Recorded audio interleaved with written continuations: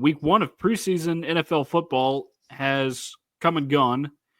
And before you ask, I did not prepare another viewing guide for you for preseason football going into week 2, just because A, I didn't really feel like, and B, not everybody's going to watch preseason football. It's not available everywhere, and you only may need to tune into like a few minutes of a game. But I do have some takeaways from the first week of preseason football. And the first one is this, and it's kind of alarming, honestly. Hendon Hooker is unfortunately on the path to being cut from the Detroit Lions. He has not looked good in either of the preseason games he's played in. He cleaned it up a little bit at the end, but I think finished with just 38 pass yards in the game. And, we mentioned it a little bit last week, but really looks like he has not been able to make a proper recovery from that ACL tear. And we mentioned it with Jermon McCoy, like, you don't know what a guy is going to do after he tears his ACL. He may only be half as good. And unfortunately, we may be looking at a situation like that with Hendon Hooker. Yeah, I mean, it's sad to say the least. Like as y'all know, I don't keep up with the NFL as much as a lot of other people, but I mean, of course, you still want to see a Tennessee player go out there and bring some pride back to the school, be a successful NFL player. And if we're being honest, Tennessee really hasn't had much NFL talent from the quarterback position outside of Peyton Manning, who did a lot of the heavy lifting in that, right? So, I mean, I think a lot of Tennessee fans thought that Hendon Hooker had potential to be the second big quarterback to come out of Tennessee. But I mean, unfortunately, he's been buried on the depth chart, ever since he's been on the Lions. They've done things like re-sign Teddy Bridgewater, even though he was just a high school football coach, pulling him away to get him in there. I mean, it's been looking bad for Hendon's situation for a while now. And I thought it was concerning that they had Kyle Allen ahead of him to begin with. Yeah. And then the struggling on top of it. I mean, it's sad to see, especially because of how much Hendon brought, or all the things that he brought to Tennessee.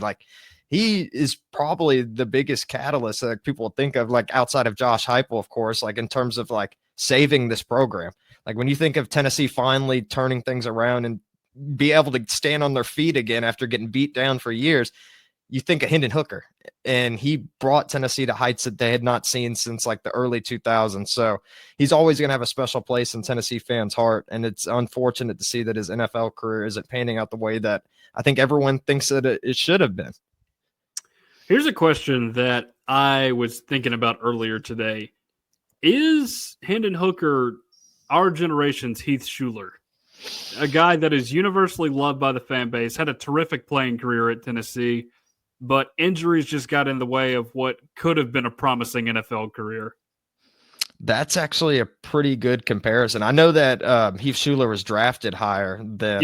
much higher. Much he's considered, unfortunately, one of the biggest draft busts in NFL history. But again, that foot injury that he suffered was a big part of it. And unfortunately, I think the ACL tear, you can say the same about with Hendon. Well, with Hendon's situation, I hope that he just isn't forgotten. And I'm not saying that Heath Schuler was forgotten, because he wasn't. I mean, he was a Heisman finalist at one point, and he was I think top 3 pick in the NFL draft or something like that, maybe top 5. And he was a very talented player at Tennessee, but I think as times went on, more people think of Peyton Manning, Casey Clausen, or maybe even Hendon Hooker as of late, or Josh Dobbs. They're not thinking as much about Heath Schuler. And I hope that even if Hendon Hooker's NFL career doesn't pan out, I hope that he's still remembered for the legend that he was at Tennessee. I hope that he just doesn't get thrown in at the tail end of conversations like it seems like Heath Schuler has been in recent years. All right, so that's what we've got for my first takeaway. Number 2, Joe Milton. He's still Joe Milton. I know he went out and carved up the Bills last season at the end of the season and helped gave the Titans that number 1 overall pick, but he's still Joe Milton. He's still inaccurate. And the Cowboys better hope that Dak Prescott stays healthy. Yeah, I mean, we've been saying it all along, and I hate saying it over and over again because Joe Milton genuinely seems like a great guy. Like he seemed like a great guy for Tennessee's locker room and everything like that. But man, he's quite disappointing. And like we said it before, Michigan fans tried to warn Tennessee fans, and then we've tried to warn Cowboys fans and Patriots fans, and it's just like, you can expect him to come in and have one really great game when teams aren't prepping for him because he has all the skills and abilities that you would want, but he just can't seemingly to put it together. It's like he has all the talent in the world, but he's like pressing the wrong buttons at the wrong times. And I don't know. Like it's disappointing because, man, like he may have had the strongest arm of like any quarterback, even like currently, right? And maybe he has the strongest arm ever. Yeah. I mean, I'm just thinking like Ryan Mallett's another one you could throw in that conversation too from Arkansas. Rest in peace. Trying to think. Jacob Eason had a very strong but inaccurate arm. Yeah, Matthew Stafford's another good one too. Sam Bradford had a big one too. Not all those guys made it in the NFL, but Joe Milton, I just think from a pure physical standpoint, you haven't seen many other guys like that.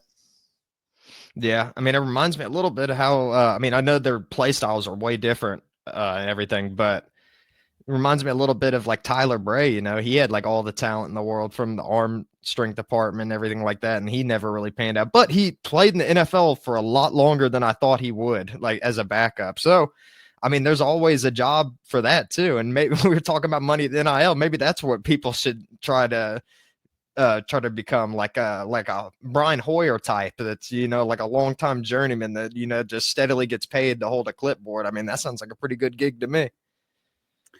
Yeah, so final stats from last week for Joe Milton: 17 of 29 for 143 yards, touchdown, and a pick. And as Posty says, he's like a 5-year-old who is holding an Xbox controller for the first time. Like, I just don't get why you feel the need to put that much zip on the football all the time. Like, I get it. You want to be crisp and concise with your passes, but like, these guys have fingers. They need to keep their fingers in order to catch your footballs. And I've seen some quarterbacks go back and say they regretted the way that they played when they first started. Like, I think Matthew Stafford is actually one of them that I heard say that when he first came in the league, he was just throwing as hard as he could because it looked cool or whatever, and he thought it was the best way to work. But he was destroying his receivers' hands in the process, and had to change things up. And I heard Brett Favre had the same problem too. Like, you don't have to throw the 100-mile-an-hour fastball to complete a pass. You just got to get the ball into their hands. Yeah, so one more thing from me on preseason NFL, and this isn't so much a takeaway as it is an update, and this is a little bit more of a positive spin for Tennessee players in the NFL, and that is Jalen Wright pretty much having the RB2 role falling into his lap at an unfortunate cost with Alex Madison going down with a season-ending neck injury. Devon Achane will still be ahead of him in the Dolphins' running back rotation. They signed a couple of other guys today whose names are escaping me at the moment. One that I do remember watching, but they won't be ahead of Jalen Wright. But he's going to get to play more this season. I know he scored a touchdown this weekend too, so good for Jalen Wright for getting that opportunity, and a guy that is one of just a handful of guys that has rushed for over 1,000 yards recently for Tennessee. Yeah, it's great to, see him get a little bit more of a chance in the NFL. Hopefully he can get some solid playing time this season and, get Tennessee player or running backs back into the centerfold again. Cause you know what? I was playing I put in old Madden 2003, into my PS2 about 2 years ago, just out of curiosity, just seeing where players are ranked and stuff like that. When I went to the running backs and there for the whole, all the NFL teams, there was 8 former Tennessee running backs, in the top 15. So it'd be nice to see Tennessee have some dominance in the NFL in terms of rushing. Cause during that time they had I think Jamal Lewis, Travis Henry, Charlie Gardner was playing for the Raiders. James Stewart, I think, was on the Jaguars during that time. I mean, there was a lot of studs that came out of Tennessee that were tearing it up in the NFL. And of course, you got Kamara right now. You got Dylan Sampson, we'll see what he ends up being and everything. And then, like Jalen Wright, I mean, if he can start making some plays, like getting better, become a full-time starter, that would be really cool to see. Yeah, not a huge weekend for Dylan Sampson now that you mentioned it, just 2 carries for 6 yards. You would think that means he will get more snaps in the rotation for the Browns this year. We'll see what happens with Quinshon Judkins, obviously. Don't know the whole situation there. The big story for the Browns, as you can imagine, was Shedeur Sanders making his NFL debut, which was surprisingly solid compared to what some of us were expecting. Jordan, anything else catch your eye in NFL preseason this week? Not really, outside that I saw that Cedric Tillman and Dante Thornton were both named starters this week, which is pretty cool. Yeah, Thornton I saw had a catch early in the game against the Seahawks. Obviously, being named a starter, he's not going to play a ton. Yeah, I think that was his only one. Yeah, it was. And Tillman, I don't think logged a reception at all. So no. But outside of that, I saw Velus Jones was struggling a little bit with the Saints. I think McAllen Castles got waived as well.